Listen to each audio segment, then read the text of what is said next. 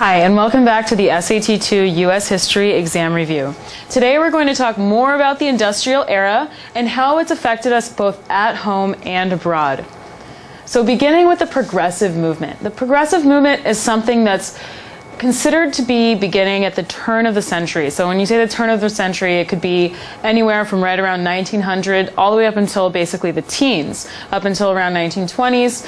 And basically the progressive movement is going to be a big movement for social concerns for the social welfare, because as a response to a lot of urban problems that are rising up, people are starting to take notice, they're starting to write about it, and it's really going to produce a lot of ideas, proliferated, and it's eventually going to affect public office and policies. So as a result of a sort of rapid industrialization era, there have been a lot of social issues that have not really been dealt with, that haven't been able to catch up and keep pace with this fast industrial growth.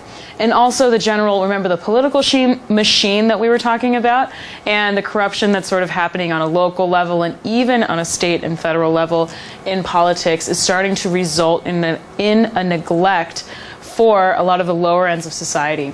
So as a part of the progressive movement, we can trace certain reforms. For example, in 1906, the Pure Food and Drug Act is going to look towards quality regulation of food and also medicine, in order to also prohibit false advertising. So basically people need to know what they're consuming, be it medicine or food, and it really is going to go along with this idea of more regulation and more oversight on the part of the government on things that are basically going to affect everybody in an everyday level.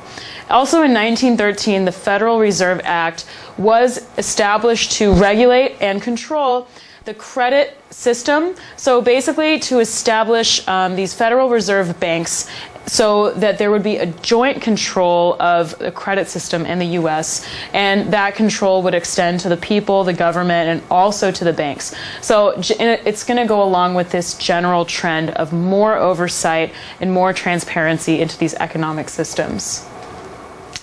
Political leaders that can be linked to the progressive movement would be President Theodore Roosevelt, President Woodrow Wilson, and also Congressman from Wisconsin, who is Robert La Follette, who's seen as spearheading a lot of these progressive social reforms.